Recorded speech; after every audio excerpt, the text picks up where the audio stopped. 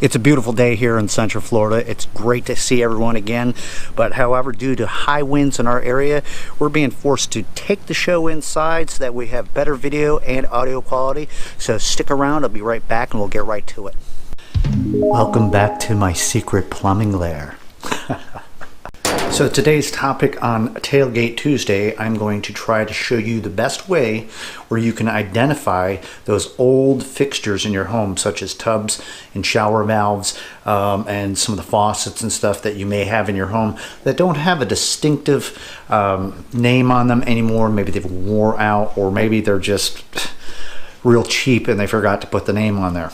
So before you start going crazy and going on like a plumbing forum on Facebook or something like that and throwing it out there, which isn't a bad idea because there are some old school plumbers out there that may be able to right off the bat find out exactly what that is and tell you. If you don't want to take that time to do so, this is what I carry on my van. This is what I consider the plumbing Bible. Central Components Company. This is a full catalog of all those old fixtures, parts, stems, cartridges, everything that is on the market from way back in the 50s to today. Chances are you probably don't just have this catalog laying around. So what you can actually do is you can look up their website and check out their online catalog that has all the same stuff as the hands-on catalog.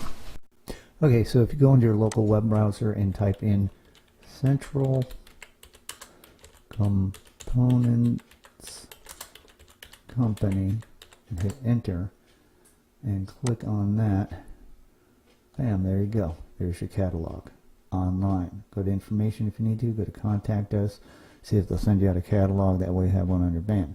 Everything you see in that catalog you can find right here on this website. One of the best plumbing websites that are out there right now. You know, so when you're working with these old valves and everything that have been sitting in there for who knows how long, chances are you're going to have a lot of calcium and lime buildup stuff. So those parts that you're wanting to replace aren't exactly going to come out as easy as you think they are. I always carry some sort of a lubrication to spray on the valve and those parts that I want to try to loosen up and get out of there, and give it time to set up and to break that catalyst. So when you get in there and get ready to remove that particular part, you'll have a little bit better success. For instance, if you look on the front of a tub shower valve and you see the name Moen, oh cool, well, I just go out and I'll get the part for a Moen. Hold on a minute, because Moen actually has two different kinds of cartridges that they put inside of their valves. Okay, one is the old style, which is, as you can read, the 1225B. This is the old style push and pull cartridge. All right, and the newer style is the 1225B, which is the posi temp, which is a little more expensive, but it's in a lot of the modern day Moen fixtures that you have around your home. Right here is a modern day Delta cartridge that goes into a tub slash shower valve. Okay, I can twist it open. You can see those little rubber seats that you always see inside of all the classic Telltale Delta parts inside of these. They got springs down underneath there as well. Well, in modern days, Delta has decided to put it together as a cartridge instead of the old school style where I had the little ball, okay? The ball with the cover-up plate. And then behind there, you would have the little rubber washers, the neoprene seats, as you can see there, and the small little springs that end up sitting back behind there. I'm gonna get one out of here, like that. See that? That's inside of the old style Delta, but Delta still exercises that technology inside of their newer cartridges. Listen. We're talking about Delta for a second.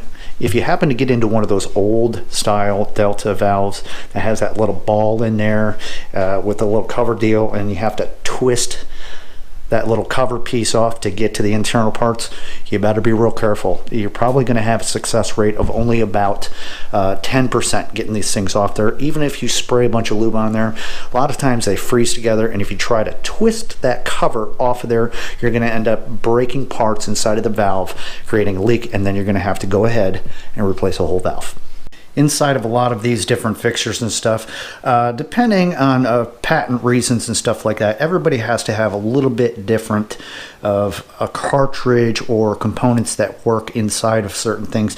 So make sure that you come prepared with some of the basic hand tools that you need to try to tackle this kind of job. Now, before you decide to go ahead and buy the part for, let's say, your mowing fixture, we went ahead and we picked up what is the PosiTemp, the 1222B.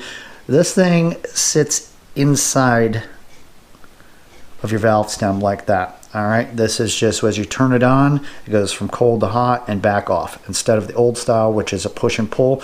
But before you get too carried away, you're going to need one of these little babies.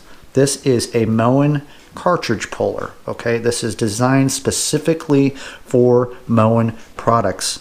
All right, and I'll get into more detail on another video about the best ways of using this and staying smart so you stay safe and you can remove this cartridge properly.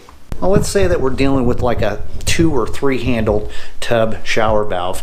Those are a lot different than the newer, let's say, Kohlers, as well as Deltas and Moens and all that other stuff that's on the market. When it comes to doing those 3 handled things, you're going to need certain kind of specialty tools. These right here are stem wrenches. They come in all different sizes. Okay, you can pick these up even at Harbor Freight or a big box store or Home Depot and whatnot. In the back of your valve with these stems is also a seat. It's a brass seat. So along with that, you may end up wanting to pick up what is a seat wrench. It's got multi-dimension sides to it, usually shaped like this. This also goes along with those stem wrenches for you to be able to successfully do that job on a 2 or 3 handled tub shower valve. Some other little tools that are really kind of handy. You might not use them all the time, but it's not a bad idea. They're quite inexpensive, basic little tools that'll help you out when you're working on these old valves. First of all, I've got a set of small picks. See that? These are different size little picks that you can use. All right. Especially when you're working with one of these old mowing cartridges. And you try to tend to pull one of those suckers out, you might be able to get the cartridge out. The chances are pretty darn good, if it's been in there a while, these little pieces of rubber that you see on the cartridge are going to be stuck inside that valve, and most of the time you can't just reach in there and grab them. That's why I like to carry these little picks and carefully get in there and snag that little piece of rubber that's stuck in there, because if you don't get rid of that old piece of rubber and you try to put the new cartridge in there, it's going to leak on you and you're going to have nothing but failure. Basic wire brushes, 1/2 inch. Use these to clean copper fittings and stuff. 3/4 inch. All right, these are good to try to get some of that scaling out inside where that cartridge or that stem on that old valve. But whatever you do, exercise careful cautiousness, because you don't want to go in there with one of these picks, or let's say a big old pair of needle nose pliers or a screwdriver or something like that, because what you're going to end up doing is you're going to gouge the inside of that brass valve where that stem or that cartridge is sitting, creating a void.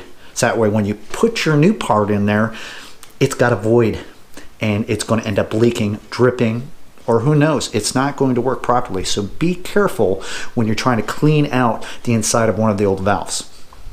So before you decide to try to tackle one of these jobs by yourself, if you don't feel comfortable, stop what you're doing and call a licensed plumber. Always make sure to turn the water off to your home before you do any of this kind of work, okay? There's hundreds of videos and tutorials on YouTube that show you different ways of doing things. Always make sure that you get the right parts that are going to fit those different valves, as well as some basic little tools so you don't have to make 10 trips out to Home Depot or whatever. Allen wrench screws, you know, Phillips head 6-in-1 screwdriver, small pair of pliers, your little basic picks. If you're working on a mowing cartridge puller, good pair of channel locks is always good to have, as well as an adjustable wrench, and your stem wrenches and whatever goodies that you need But make sure that you always be careful when you're working on these old valves, because it's easier to break them than it is to fix them. And if you end up breaking them, now you're going to call me and I'm going to end up coming out to replace that valve. So I hope this video has been helpful to you in some way or another. Make sure that you always use safety.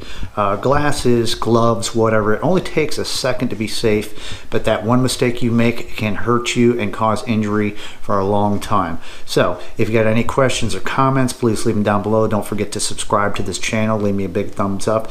Don't forget to go check out Central Components Company online. Ask them to send you a catalog. That way you have one on your van or just around the house and you can identify some of these old parts. Thanks, and until next time, keep plumbing.